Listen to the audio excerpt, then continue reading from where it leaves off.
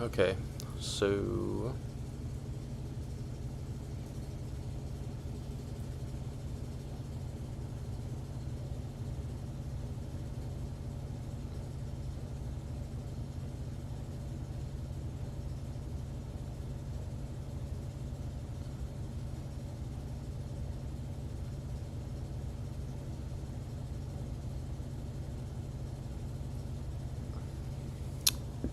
the next fight is basically exists to make sure that you checked the rain on your calc. That is basically what this fight exists for. It's a bunch of things that are weak to fire and a swift swim on. So,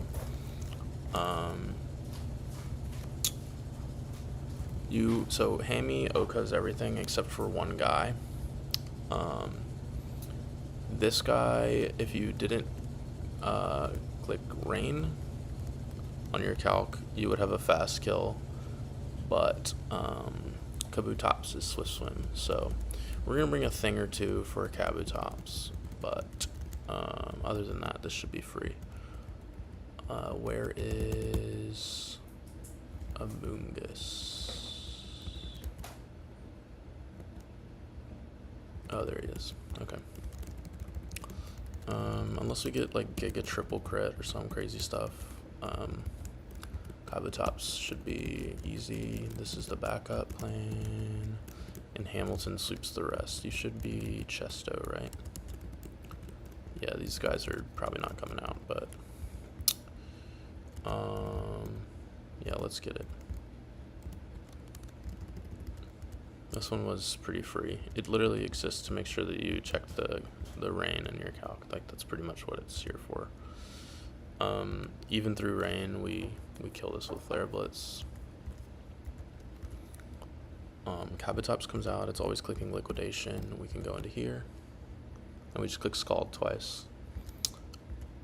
The rain also boosts our stuff. Oh, so we get the burn. So, are we going to crit here? I believe not. Crit Liquidation does 78. Yeah, we're not dead to crit here. It always dies this turn. This should be Parasect, I believe. Actually, it's probably, yeah, it's probably just Parasect. It's just down the line, I think. It's clicking either Spore or I guess Knockoff. It might also double team, which would be awkward. That's fine, we just hit these. We have so many tries to hit these. Like, this guy can't touch us, and we have Chestos, so we just have a bunch of chances to hit these. It's fine. We hit these. It's literally fine.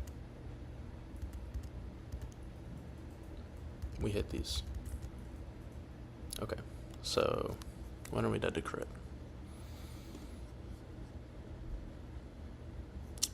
No item. We are dead to crit at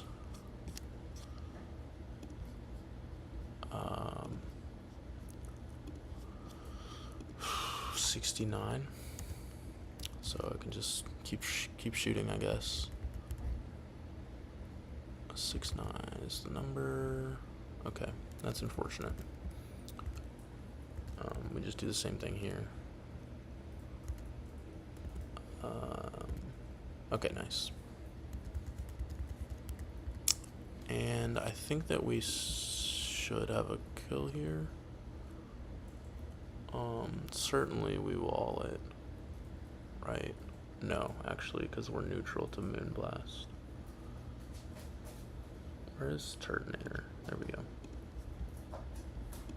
Moonblast does 93 to Turtonator. I'm down to click. Actually, I lied. I'm not down. It's either Moonblast or Spore. We could wait a turn. It'll either put us in kill range or it'll sleep. So we'll just click Overheat again. Hopefully, yeah, so either Moonblast or Spore. If it Spores, then we can't get Spored on the switch out. So we can wait a turn no matter what. It's good damage too. Yeah, okay, so now it'll see kill. So we're free to switch. to Pyroar. Yeah, so I can't Spore on the switch out. That's the main thing I wanted to happen.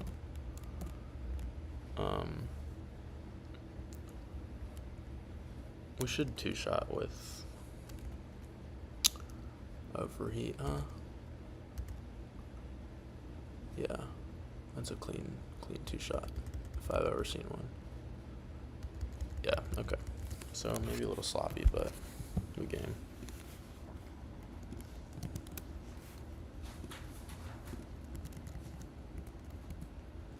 We don't want this encounter, right?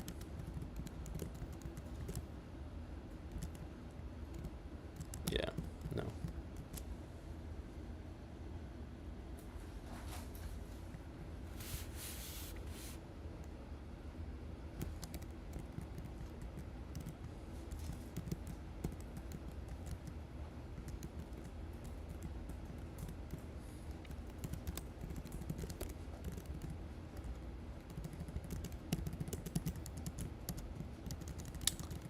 What?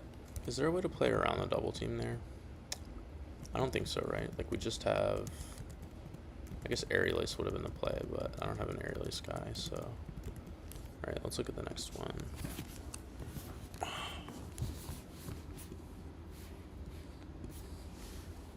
Oh, hey, buddy. I didn't mean to bump you. Okay, you having a fast kill is crazy. I guess... Yeah, I guess we're in rain. Okay, so that's the obvious play. This is a range for Scald.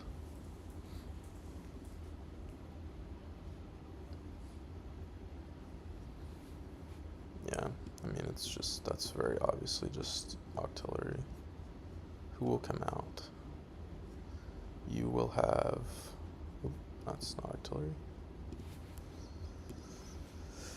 You will have fast kill. So I mean, it's always Mothim for acro. Tinted Lens, Flying Gem.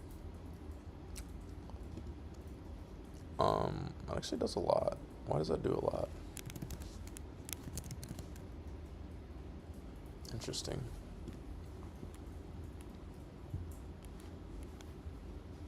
Who takes a neutral from acrobatics? Can I ask you a question? What's up? Can I ask you a question? Of course, baby. What's up?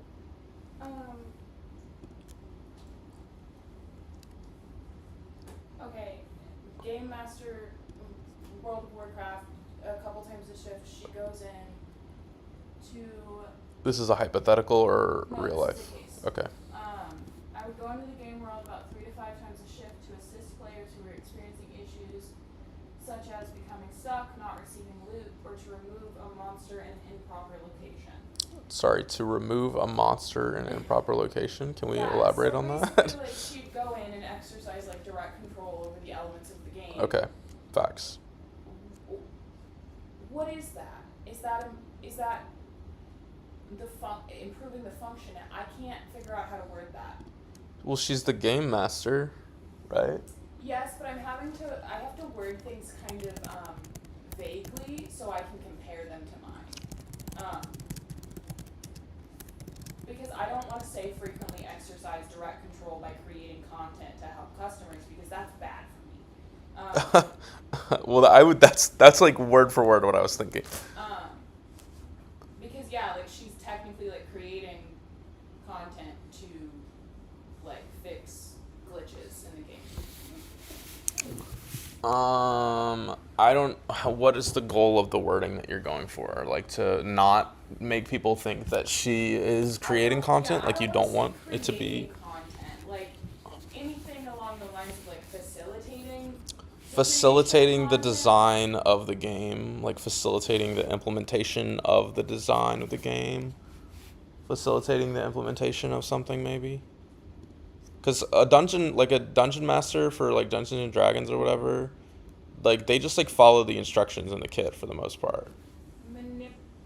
Manipulating the elements of the game to help customers experiencing functionality issues. Yeah. Functionality issues is what I'm like. I don't like Experiencing misunderstandings of the game, or No, like, it wasn't the customer's fault. Like it was the game's. Like that's uh, why she was there. So if like, whatever like, I've never played World of Warcraft, but if like something that was supposed to be giving you coins wasn't giving you coins, or again monster in the wrong spot, which is apparently like a regular problem. sometimes the monster be in the wrong spot, you know? Yeah, I don't know. That's hard. I don't really know enough about that game, to be honest. Yeah, same. Um,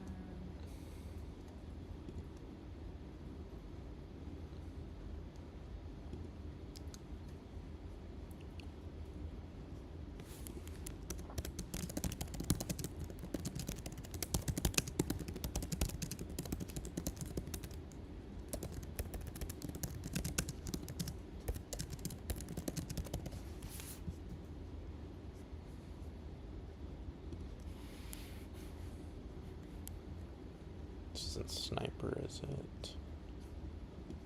No. Okay, cool. We can do that.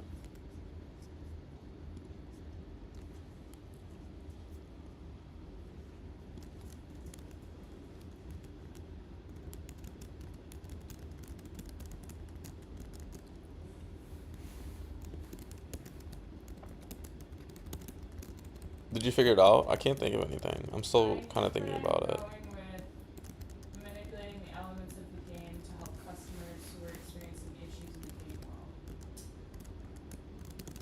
And that's fine for draft. And if I don't like it,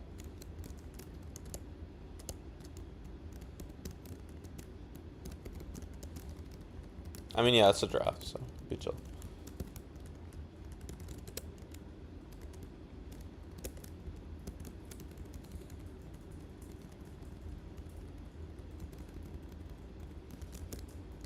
Does this guy have priority? Surely not. We just fast kill. You come out. Come back or back. We go to here. We go into here on random move. We're never dead to crit or anything after the flying gem is consumed. This is always acrobatics here. Oh my god.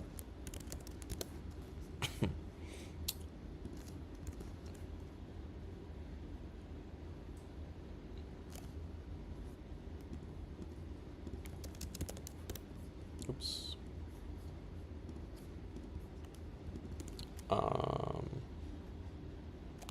What is it? Trapping.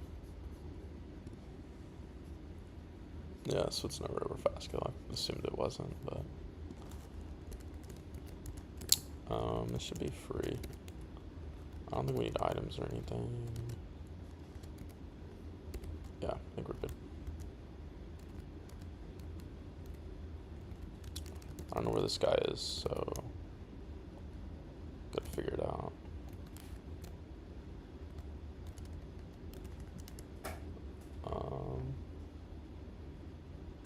Somewhere in here. Where's this guy? Is this an optional? I guess it might be, huh? Ooh, what are you? Okay, I'm gonna put that on my checklist.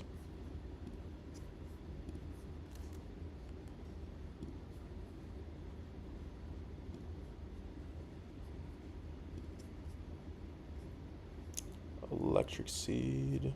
I don't even know what that does. Oops.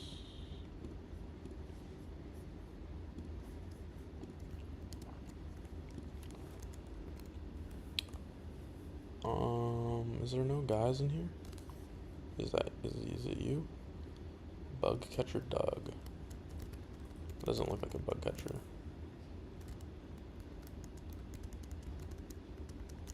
Grassy seed, okay.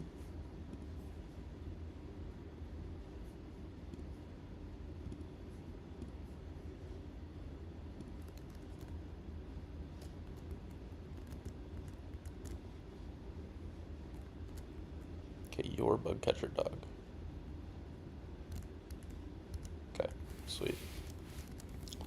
We have a fast kill here. Wait, what? It had sash? Oh, it's sturdy. I was like, I'm pretty sure this guy has cussed out.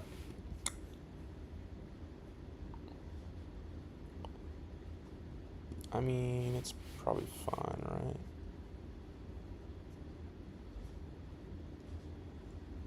Is this guy faster at -1?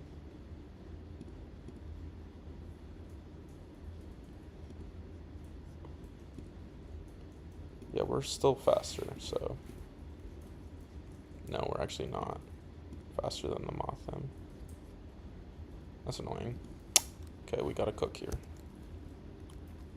We can just do whatever.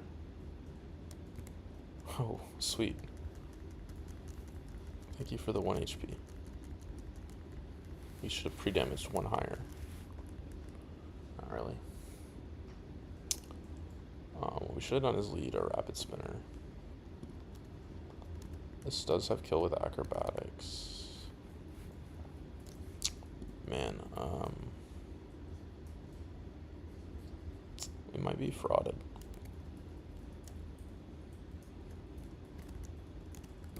We might have miscooked.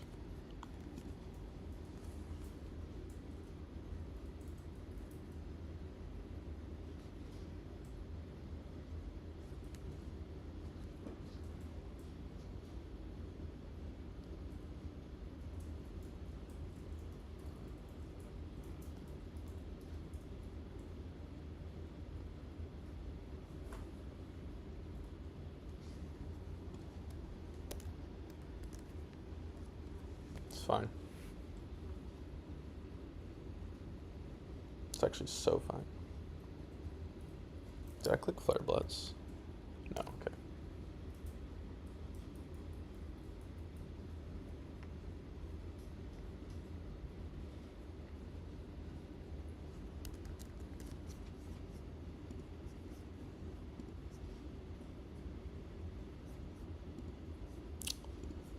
We're probably dead to some rolls of Bug Buzz.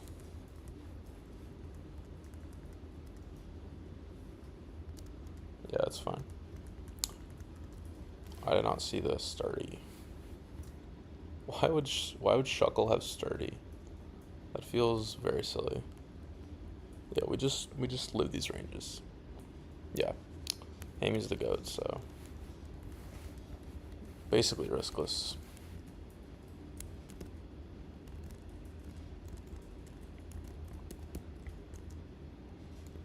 Never punished. Never punished.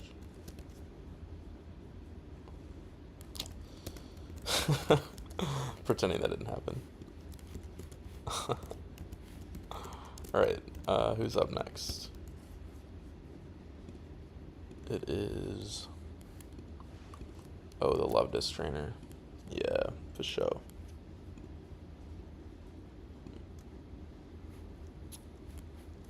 Well, this one doesn't look that bad. What about you? I mean, we should be fine, huh? We just bring the guys. How different are they? You have Hydro Pump. Oh, they're all the same? And they just get progressively higher level. Sweet.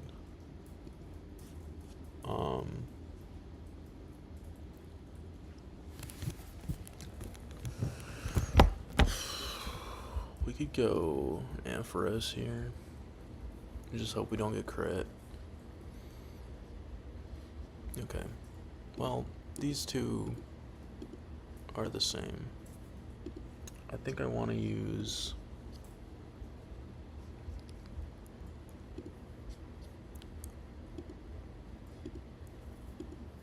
This is the 81, right?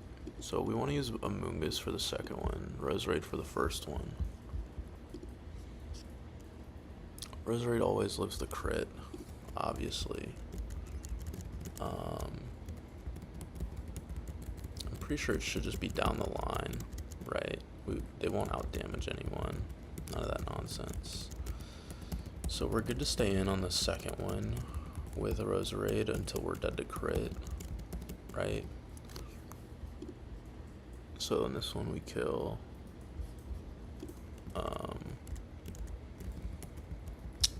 there's a Mungus. There we go. And then you are coming on the third one.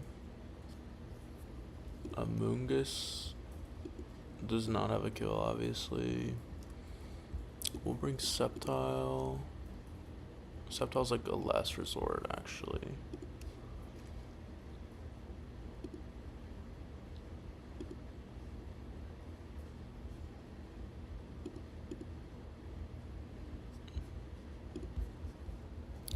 Get Explosion off of here so the tooltips don't mess up.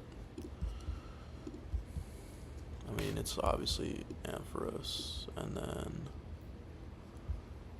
I'd rather risk Carnivine than Sceptile, obviously.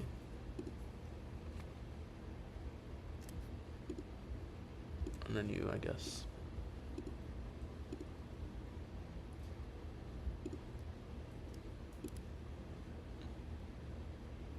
We can do that too. That's like about as good as it's gonna get, huh? I guess you are probably a little bit better than Empoleon, huh? Hopefully that doesn't happen too often. Yeah, I mean, we just get guys who have super effective and prey, huh? Or actually, guys who take the water pulse. You get Chesto, you get Chesto, and the rest, you get Frostite, you get Citrus, you get Citrus, you get Citrus. Okay, this one's pretty straightforward. You just gotta not get Giga Crit and it should be fine. Yeah, I mean that's pretty much all there is to it. Just don't get crit to death, then you'll be fine. Oh, it's not you? Okay. Aguav. Interesting. Cool. Oh, yeah, for sure. Can we turn the light on, babe? Ben? Mm-hmm. Can we turn the light on? I don't know how, so. Wow. I'm not turning the big light on. Okay. The light. That's perfect. That's fine.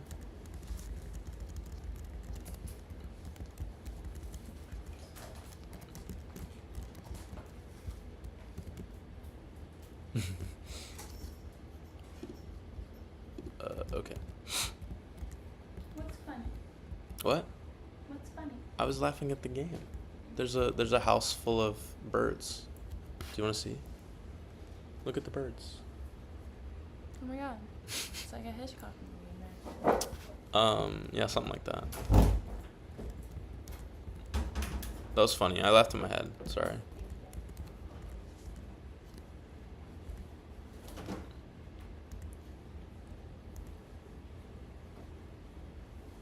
I thought Sweet Kiss was sleep. Yeah, I thought Sweet Kiss was sleep. Okay, this one doesn't have. Why did this one come out?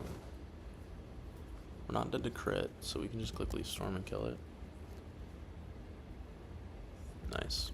Okay, so those should have been Person Berries. That's a little unfortunate. We're not dead to crit. We could just click Leaf Storm again, or maybe Mega Drain. Are we dead to crit now? 97. We might be dead to crit plus confusion. I guess there's no reason to risk it. That was a crit, I believe. Yeah.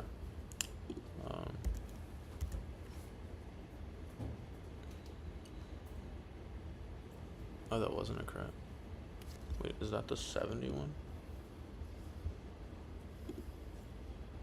Wait, I'm confused. Why did they do so much? I need to talk this out loud, and I would normally talk at Andrew, so you are gonna be talked at. Okay. I don't understand any You like don't law even stuff. have to Okay, really- great, You perfect. don't even have to really listen to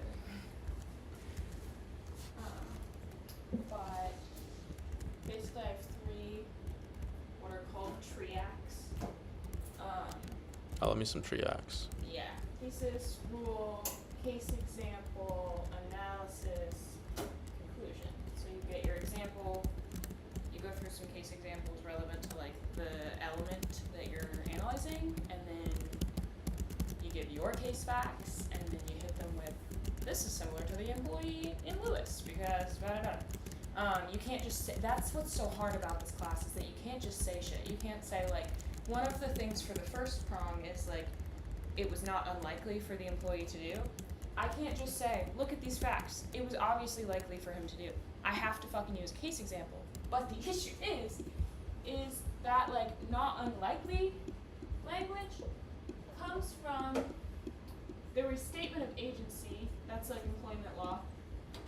The thing about restatements though is they are not like technically the law. They're compiled by the American Legal Institute, and they're really good resources, but they don't carry the weight of the law. So if you're in the Ninth Circuit and you have this restatement, but a court in the Ninth Circuit has never cited it, you can't use it. You have no way of knowing that like your circuit has codified it into case law. So when I initially found this restatement, I was like, cool. And then I was like, this looks really bad for us. And then I went to the next one, because section 228 we were given, section 229 I accidentally went to. And I'm looking at section 229 and I said, oh, but this is good for us. Because basically the whole thing with the first one is like, this is the work the employee was hired to perform.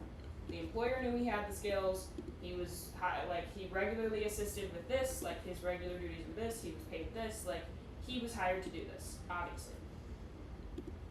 I don't really have, we don't have that. We have he was hired as a production assistant and made 4 entire full out short films, edited them, built the puppets. Like, that is not what he was hired to do. So the argument is in the fucking footnotes to the restatement that I found on accident at like 1 in the morning one time, and it was like, it may also be with the type of work that the employee was hired to perform if it's incidental to an authorized act. An authorized act meaning like it was in their job description or it's something they did every day. Obviously the employer authorized them to do it. And I was like, incidental. I like incidental. I always like incidental when I see that, because you can argue fucking anything was incidental. So I'm like, cool. Well, what does that mean in this context? And so I dig a little further, and it's like, okay, work is incidental if it is within the ultimate objective of their job, not unlikely for them to do, and pertinent or subordinate to a task they do regularly. And I'm like, cool, check, check, check. He regularly assisted with the creation of content. Creating content is pertinent to that. Like, that's the definition of pertinent. Heard. Ultimate objective of his job, got it. Like, ultimate objective was to facilitate the production of the show. Uploading content to the website was like required for the production of the show because the advertiser's money funneled straight into like the production costs. However, I have to rely on case law. But Emily Bishop's a fireman and cunt because like there is no case law in the Ninth Circuit or fucking elsewhere that's within our research universe that Within our research universe, that's crazy. Well, they have to have some idea of what you're going to argue. They can't just give you free reign and you pull up a case from the No, I 60s. get it. I just think that's a funny concept. Yeah, so I'm thinking I missed a case. That like there has to be something I didn't find that like goes, because most court opinions are like, all right, there are 3 elements. First, and the reason the employee in this case passes it is because X, Y, and Z. That's what the plaintiffs have. They have many, many cases that say that. I was like, okay, incidental. What do I do here? Well, the fucking DC case from 1995 mentions it. And it's like, because they decide that's not a work for hire. And they're like, oh, I guess okay, the defendants are arguing that it's incidental. I guess we can go through that. Here's what incidental means. And then they literally just say, it was not likely for him to do this. And then move on. And they don't say why. So I can't even use it as an example. I can tell you that employee, like, the employer didn't even know he knew how to fucking program. He learned how to program computers on his own time, with his own equipment, yada yada. But they don't cite any of that in the reasoning. So I can't just say, because the employee blank, the court held this. They don't give you any reasoning.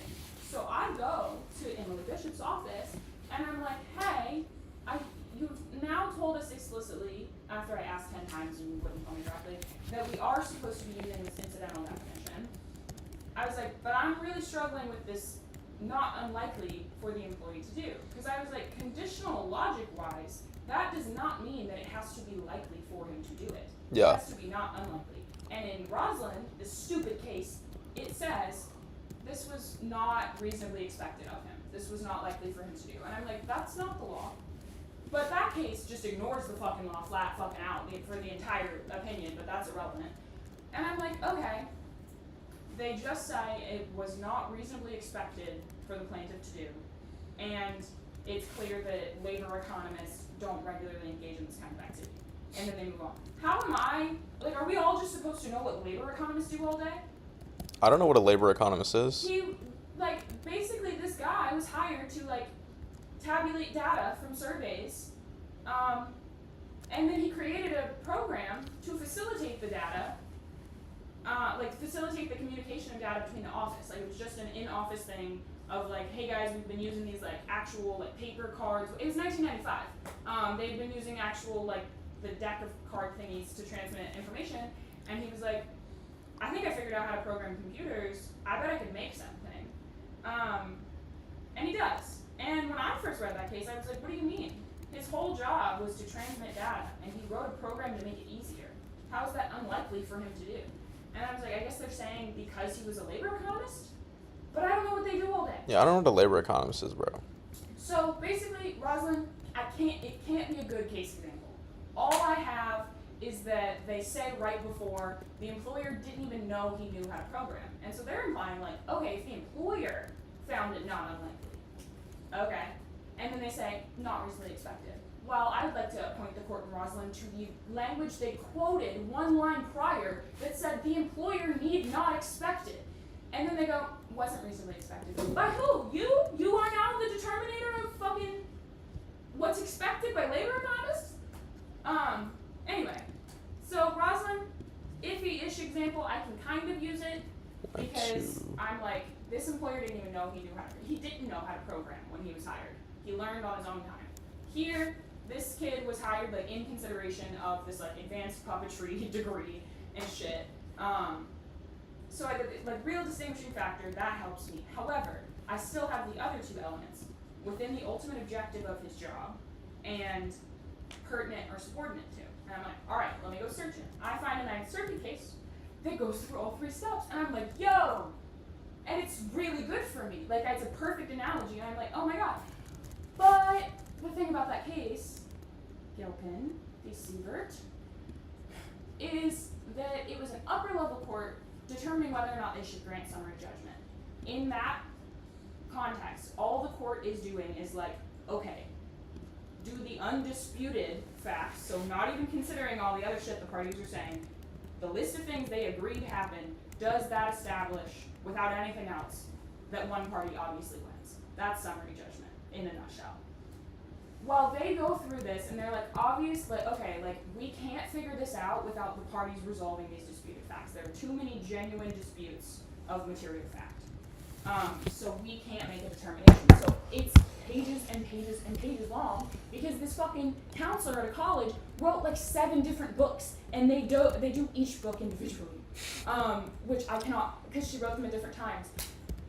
And most of it's useless. Most of it's like, this happened and this happened. Disputes of fact.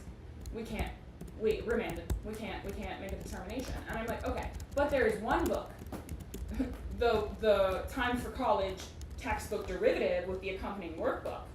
That book, they said, okay, maybe this is incidental. Let's look.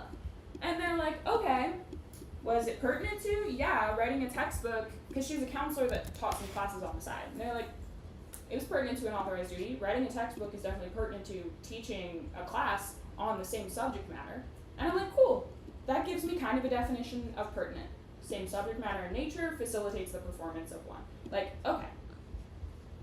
I'm like, I can use this. And then they're like, okay, but is it within the ultimate objective?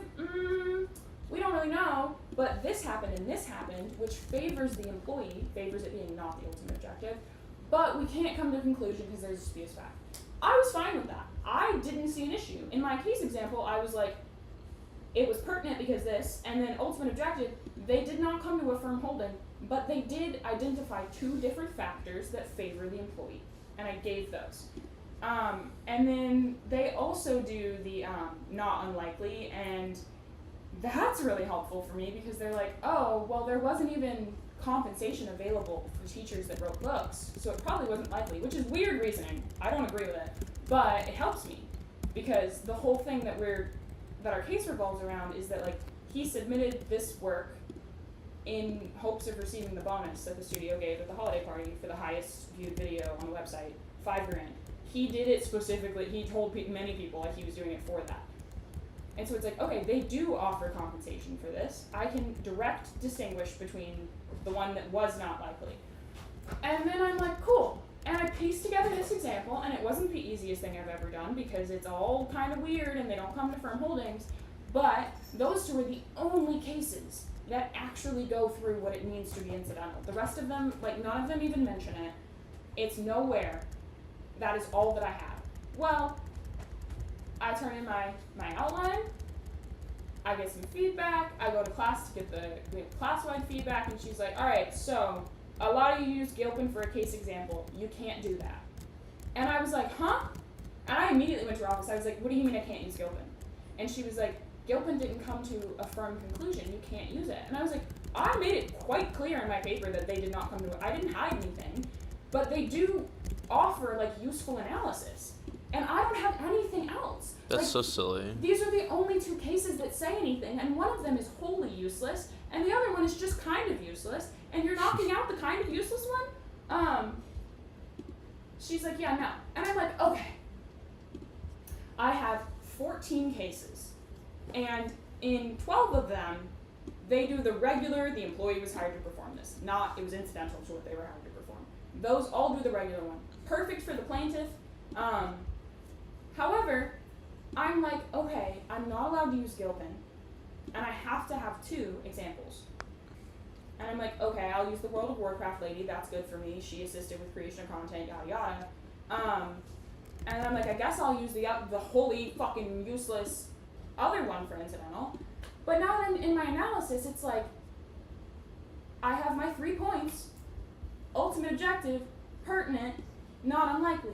But when I get to, like, compare it to another case, I don't have anything except to compare it to another case where they actually found it was the type of work, not incidental. And so it's like, I get that she wants me to be like, well, he's similar to the employee in Lewis because of this. It is distinguishable in that he didn't do this, but it's okay because we're just arguing incidental, and that case was arguing an actual authorized act. So I am now like, okay, am I not supposed to be structuring it this way with these 3 elements of the incidental statute? Like, it doesn't feel right because I don't have anything to fit under these headings because I don't have any information from the case law that tells me what it means to be within the ultimate objective of their job. And I don't know what the ultimate objective of his job was. He's a fucking production assistant. To assist with production. That's literally what I have, by the way, because he doesn't have a job description. There's nothing in his employment contract. There's no express duties anywhere. All his employment contract has is his name, his job title, and then the shit that the law requires. There is no written duties anywhere, except what he put on his fucking resume, which is in the case file, but, like, that doesn't hold too much weight because he can always say, like, oh, I just wanted to look good to other employers. Like, I don't actually do those things.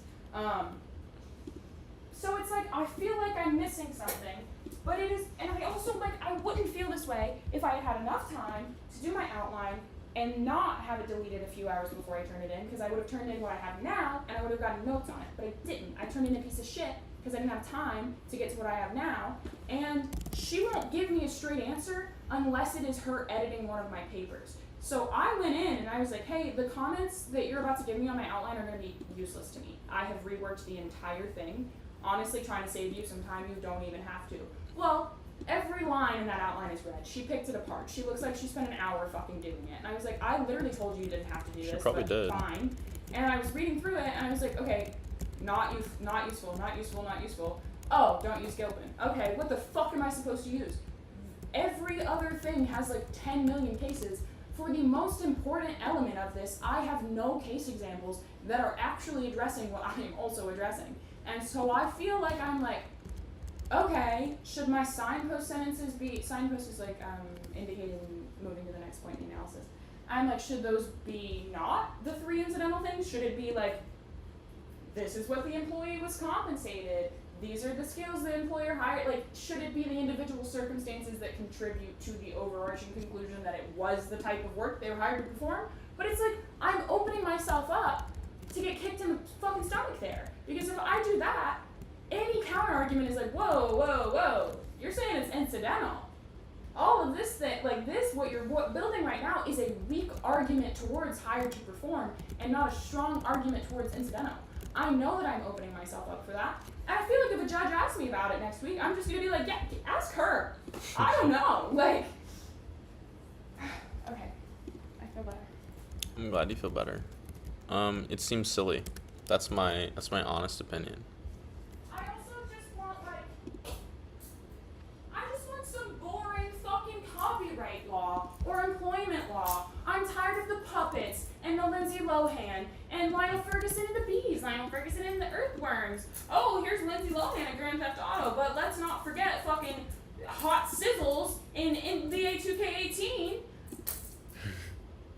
That is the fucking writing sample I have for things. It's like, yeah, and he claimed that the nickname on his jersey was Hot Sizzle, but his Wikipedia page actually revealed it was Hot Sauce. Oh, yeah, of course. I know. I remember that one. Unlike the public repositories in that case, the public repositories in this case established that our client was known by S'mores Guy.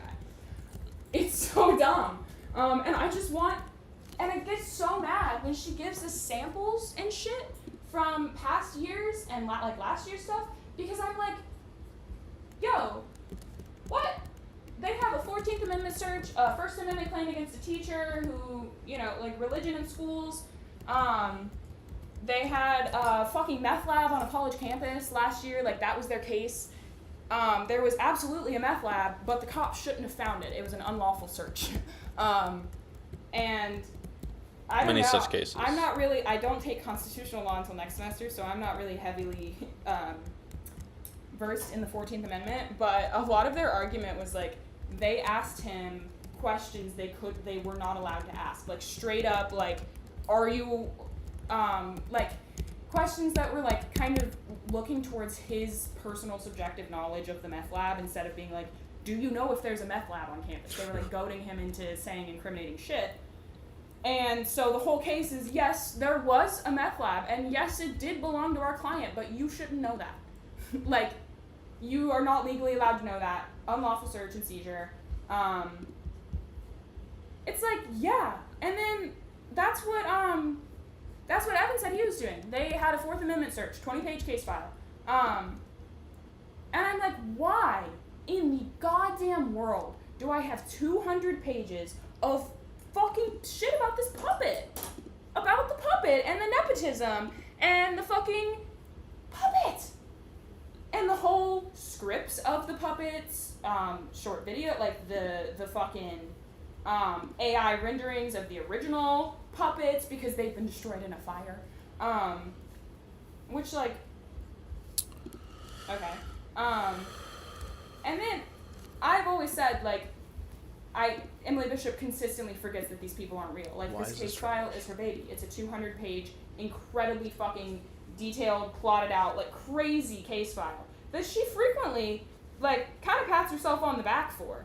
And she should. Like, it's incredible work. It's crazy. I don't think she should have done it, but it's really good. I'm talking to my career advisor yesterday. She said, no, companies make those. She probably bought it. I said, huh? She was like, yeah. I thought you told me that. Oh, I told you this yesterday. Yeah. Yeah. And I was like, I don't think she made it. I mean, I don't think she bought it. Like, this is her baby, and she was like, when I talked to the library guy about it later, he was like, well, I bet she bought the like bare bones from some company, and most of this was her because she's a control freak. He didn't use those words, but I knew he meant. Yeah, for sure.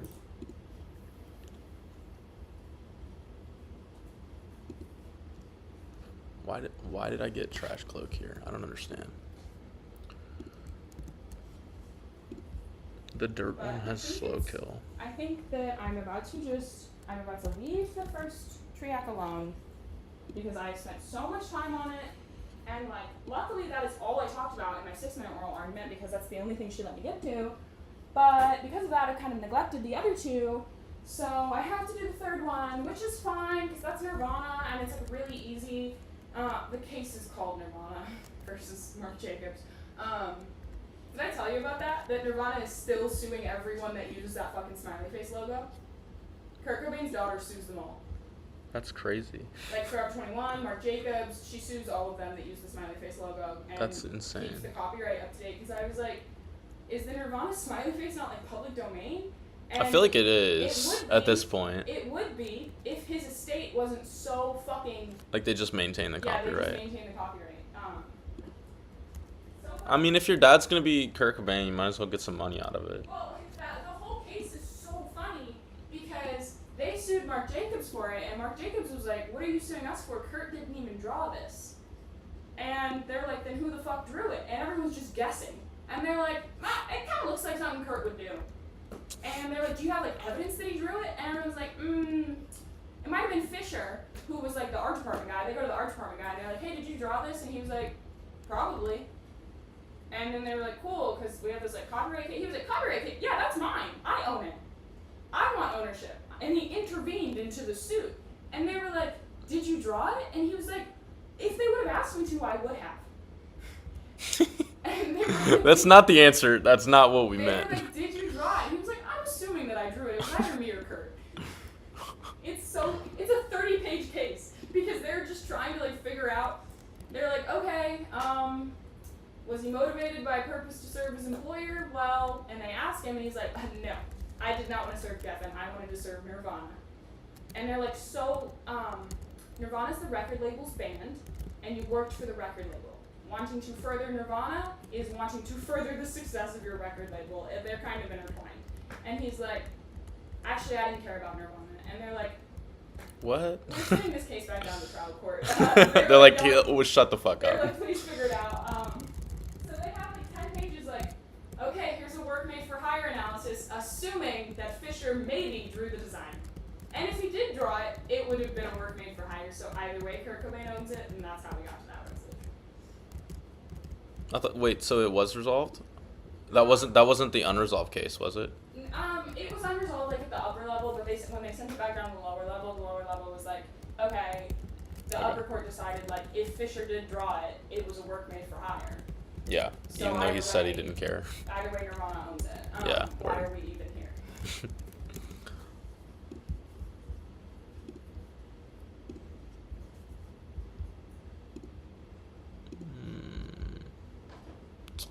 This should be... Why doesn't Basculin do anything? And every time I talk about it, everyone's like, how the fuck are you using Nirvana for the third prong? Not even comparable. And I'm like, and I keep my mouth shut because they're dumb. Nirvana is the only case in that fucking file that I know is for us. Like it makes our entire argument, and no one sees it. Like, by the time this motherfucker was making the fourth video, he had posted the first 3 on the company website. The character was doing incredibly well, and every view brought 20 cents to the fucking studio, which is crazy. 20 cents per view is not, she did not do research on that. No fucking way. Yeah, that's way too much. Way too You much. get like half a cent maybe. Yeah, so like on the first video, he got like 150,000 views, so they made like fucking, what? They made gangbusters. A lot of money. And he knowingly kept uploading it to the website, knowing it was making the studio money because he wanted the bonus. And to get the bonus, you have to get the highest view. You have to make the highest viewed video. A half to 3/4 of the videos on the website already get like hundreds of thousands of views. So you've got a desire to get hundreds of thousands of views to win this bonus. He says explicitly in his testimony, I was partly motivated by a desire to receive the bonus so that I could use the money for blah, blah, blah. I don't care who's using it for. They care. I don't care. Because all I need to know is if there was any part of him, all the law requires is that part of his purpose in doing this was to benefit his employer. And everyone's like, but he says pretty explicitly, this motherfucker says, I think any benefit to the studio is a collateral consequence, which is directly from the law. I want to file sanctions because that's discovery misconduct. That witness was coached. You're telling me the 25-year-old PA said collateral consequence. Anyway, and I'm like, fuck, we lose then. Like, if he literally said explicitly, like, no part of me wanted to benefit the studio, then we lose. And then I look at it, and then I read Nirvana, and I look at it again, and I read Nirvana again, and I'm like, oh. So the court in Nirvana is a bit of an outlier. No one else did this, but they were like, we actually don't care if he directly meant to benefit his employer. We care that he meant to benefit, he meant to further the family-friendly image of Nirvana because they made him do... Family-friendly image of Nirvana? The original design that Kurt Cobain drew was not family-friendly. The record label wouldn't let it happen. They were like, this needs to be... What was the original design? I don't know. Something evil. But they were like, it needs to be more consumer-friendly. And so Fisher's like, yeah, see, I did it for Nirvana to make them more consumer-friendly. And they were like, so... your purpose was to make a band that your record label represents more consumer friendly. That is one and the same with doing it to serve the record label because like they are intertwined at that point. If you're doing something for Nirvana as an employee of the record label, you're doing it for the record label. Well, in our case, by the time this motherfucker was making the fourth one, he had incorporated the Lionel Ferguson character into the workplace. It was on the website. He had sound engineers help him with this fucking audio recordings for them. He filmed it on the set, on the studio set, yada yada. And it's like, he was like, no, I just wanted Lionel Ferguson to do well. I wanted my character to be well received, to get views, to get interactions. And they were like, whatever. My argument is like, if you wanted the Lionel Ferguson character to do well on the website, if you wanted this thing that you had incorporated into the studio's like production atmosphere that was already bringing the studio hundreds of fucking thousands of dollars, that is partly motivated by a desire to serve the studio. You made Lionel Ferguson part of the studio's purpose. And that is my argument, and it is the strongest one I have heard for the third prong, because we lose that prong. He said explicitly in his testimony that we lose that prong. I have created an ass-backwards fucking analogy to make it work.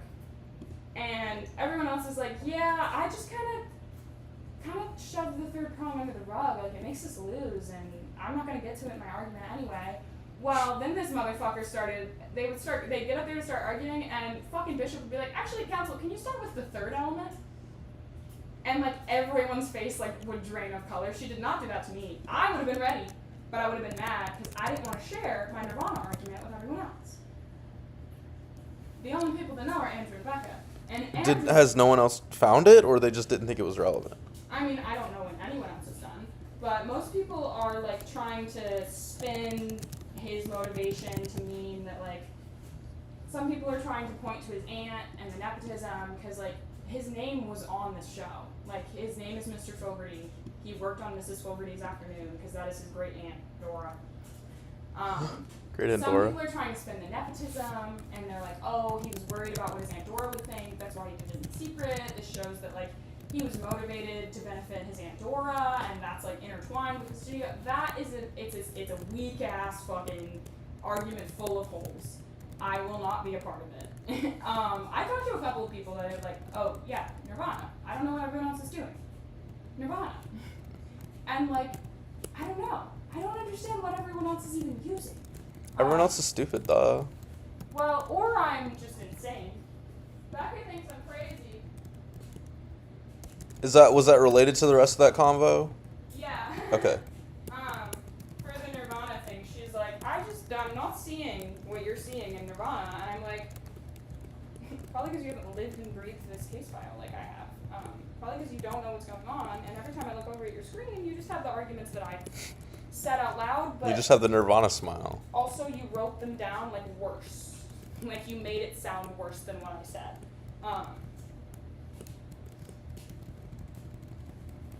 I mean, and some of it just is my language, because when I fixed her first paper's citations, I was like, I kind of can't fix the citations without fixing the parts where you were just like lying. I was like, that's not what the Is court it said. lying if you're unaware that you're lying? There is nothing that makes her angrier than me being like, so that's not what the court said. And she gets so mad. I'm like, dude, It's not what the court said. it's just not what the court said. Like, I don't know what you want from me there. Okay, fine. I will shut up and you can go.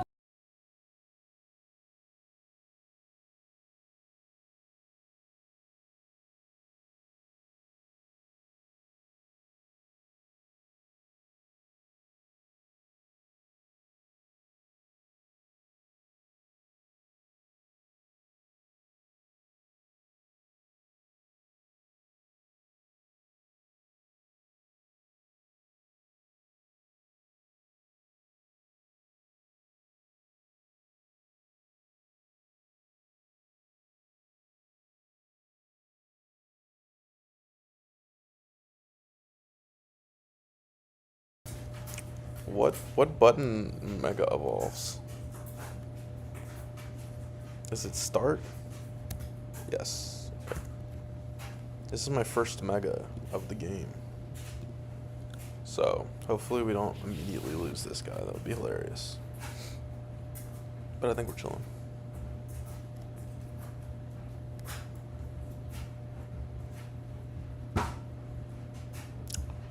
Hopefully we don't crit. I think if we crit and they had gotten double crits, maybe Flail would kill. But it's chill. This should always be Excadrill for fast kill. Unless, I guess someone else has fast kill. Oh, it will be Sceptile actually. Sceptile has fast kill. That's fine. Yeah, Sceptile has fast kill. So we go into Talonflame. Talonflame takes every move that the Sceptile has. Easily, and we KO with Brave Bird.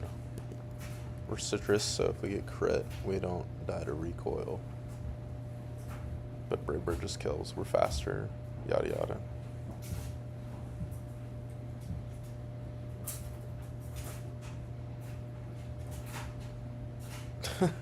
Nice.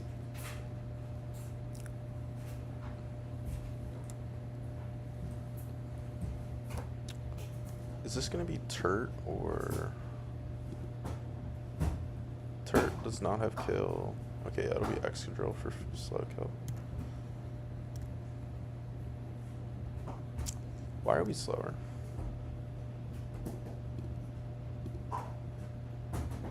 What did I miss here? Oh, it's Unburden. No worries.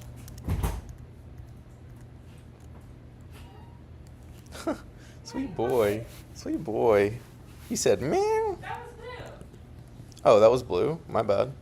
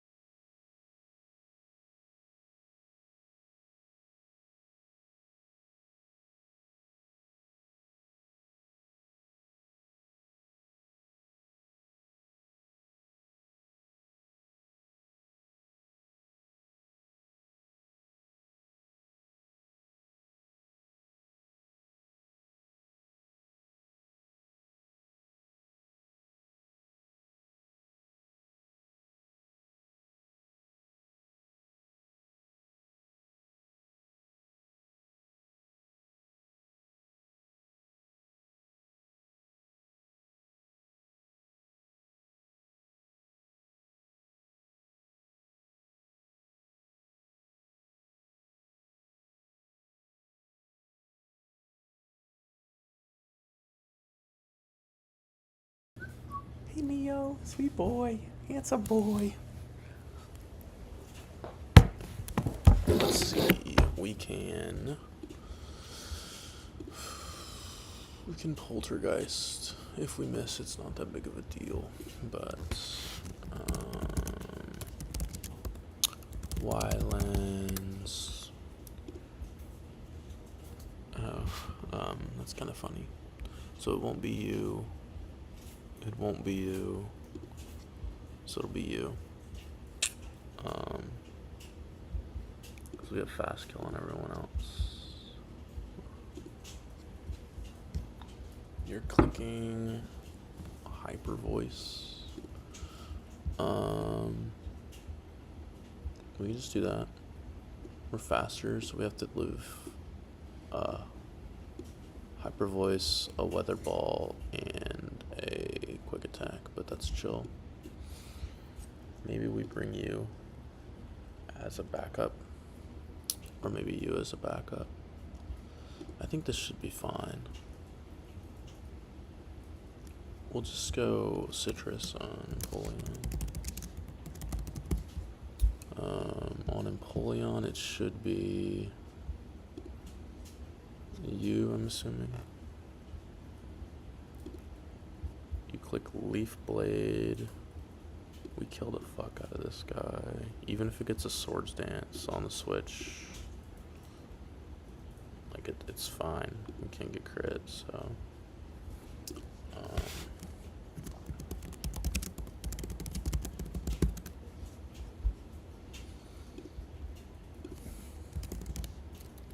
Make sure that does kill, yeah. And then you come out, you're clicking Stomping Tantrum on Drapion. We can go into you. And you have Belly Drum. That's annoying.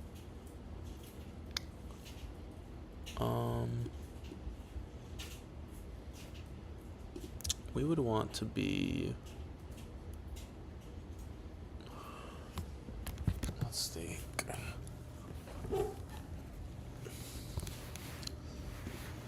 Can you Belly Drum on the Switch?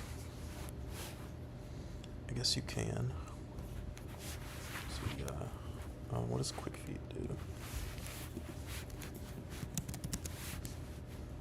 Status, the speed is 1.x. Okay, well it's not Flame Orb, so I guess that doesn't matter.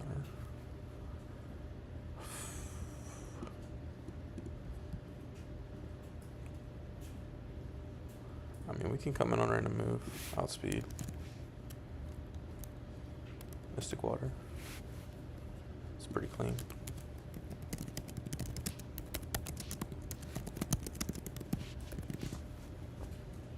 I think that's riskless.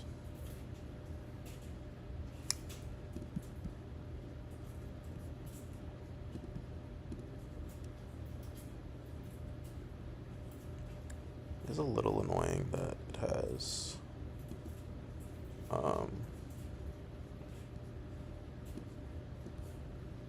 extreme speed.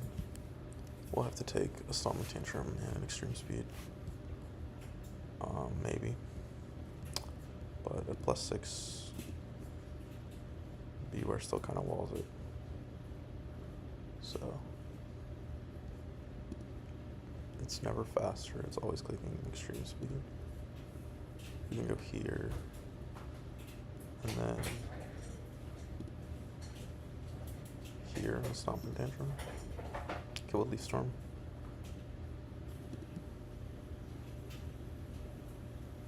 No. I mean, we could literally just PP stall this if it comes down to it. What is Throat Chop? Oh. Throat Chop is a dark type move. Yeah.